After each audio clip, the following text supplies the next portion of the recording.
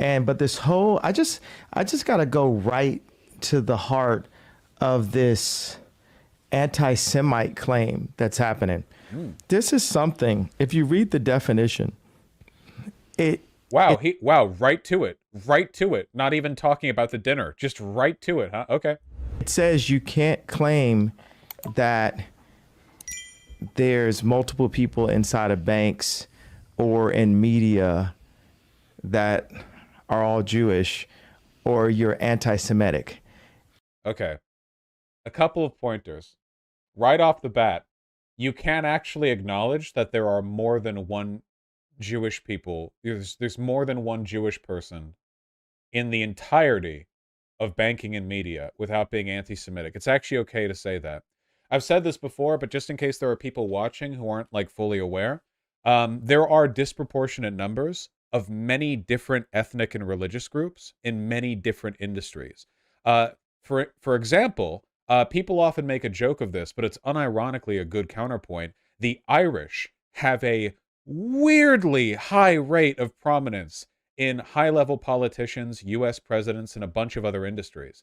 Is that because the Irish exercise some kind of like really, really, really specific or like powerful behind-the-scenes control? No. The broader reason is just, well, it's complicated, but it has a lot to do with the Irish immigration wave, the types of industries that maligned, marginalized communities tend to settle in, stuff like that, you know? Well, why are there so many Jewish people in banking? Well, honest to God, guys, Jews have spent like 2,000 years hop, skip dancing around Europe trying not to get killed.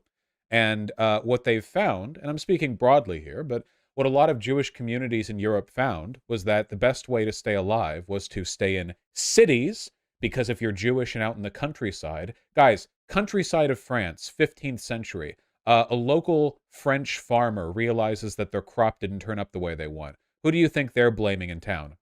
You think they're going to come at a rationalist? You think they're going to think that through? Well, black magic isn't real, so it was probably just the soil acidity. No, they're going to fucking lynch the Jewish guy. So Jewish people tended to stay in cities, and in cities, it's easier to stay employed if you're educated, especially if you're marginalized. People don't want to hire Jewish people in a lot of Europe because they're very anti-Semitic, but if said Jewish people are uniquely literate, or have mathematics skills or other kinds of trade skills that are very useful, well, maybe you don't like Jewish people, but you know, you do like having a functioning business. So Jewish people had a very strong, very long-standing cultural bias towards sticking together and staying educated.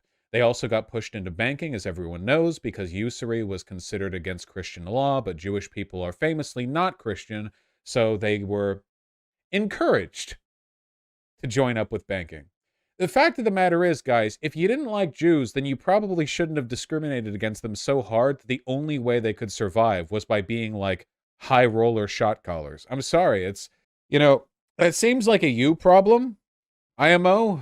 But yeah, nothing that I just said is anti-Semitic, you know? If you want to say, and I don't know why you would want to say this, you know, if you want to say like there are a lot of Jews in banking or Hollywood or whatever, I mean, you can. Hey, we talked about this before. Why are there so many Jews in Hollywood? Well, early camera designs were highly proprietary, but people wanted to use them to create art, obviously. There were some largely Jewish, Black, and Irish ethnic communities that were interested in taking advantage of the camera as a medium for artistic expression, and you'll never guess what happened to them.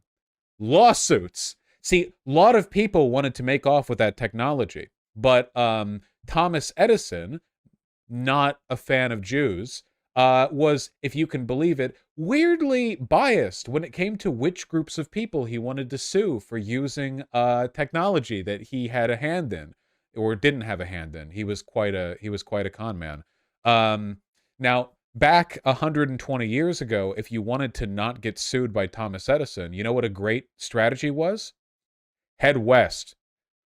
In those days, it's actually really difficult for a lawsuit to follow you all the way to California, all the way to Los Angeles, where there's little rain and lots of sunlight. Good conditions for filming, huh? Especially back in those days when camera sensors were a lot weaker. There you have it. Seriously. It's just the history of anti-Semitism is the history of like the Wile E. Coyote Roadrunner dynamic, where anti-Semites keep trying to like be anti-Semitic in ways that push Jewish people towards like future success. It's a comedy of errors, truly. Vaush, so are you agreeing they're very nepotistic towards their own? Like many persecuted communities, Jewish people tend to be very wary of, I guess, like outsider integration. That's not just a thing with Jewish people, it's a thing with like basically every marginalized ethnic group in this country. And also white people, a non-marginalized racial group who are still very touchy about other. How are you gonna say, oh, I, a white racist, believe that Jews are nepotistic? Can you believe the audacity of some of these fucking people? What, like the neo-Nazis or whatever? They're like, oh yeah, you know, I fully believe that America should be entirely for white people, and yeah, I'm fully in favor of nepotism and racial bias when it comes to hiring white people. How could you believe Jewish people do any? Nah. As broader cultural xenophobia goes, Jewish people are probably one of the most accepting groups in America. Seriously, look at their voting demographics. When it comes to being willing to live near people of other cultures, races, religions, live in multicultural areas, Jewish people tend to do better than like a ton of other groups. Really, the point that I'm trying to get at here is that anti-Semites stay losing. Let's get back to it. Conservatives, or I should say like neo-Nazis, you know, but I repeat myself, will often make the argument that a disproportionate presence of Jewish people in an industry is evidence of some kind of like bias or like cabal mentality. So I want to be clear, okay? Nepotism and ethnic preferentialism are not only present in the Jewish community, they are present in every community everywhere. They're not good when they pop up, but they happen everywhere. White, black, Christian, Jewish, women, men, in-group preference when it comes to hiring and favorable decision-making are common all over the place. And the reason for that is because we just tend to like people more if we have shared experiences with them. The more shared experiences, the more likely we are to have a bias towards them. It's a part of human nature. However, much like other parts of human nature, like, I don't know, scratching your ass and sniffing it in public, that doesn't necessarily mean it's good to do. I don't think that's human nature. That was a weak... Fill in the blank, okay? Doesn't necessarily mean that it's a good, you know, line to take. Yeah, I was thinking like the monkey, the core of humanity, like gorilla, like monkey. Wait, that's not normal? Well, it's monkey pill, you know? Which is, of course, human nature because it's our root. We want to go back to monkey eventually. Can I be another person's ass? Okay, no, focus. The point that I'm getting at here is that just because we have biases does not mean those biases are valid. In fact, the fact that we call them biases is kind of like a handoff that they're not valid, right? Like, that's what a bias means in most cases. Some people might point out that a disproportionate presence of Jewish people in the in like Hollywood or banking might mean you're more likely to face social repercussions for anti-Semitism than you are for other types of bigotry because Jews are in these industries.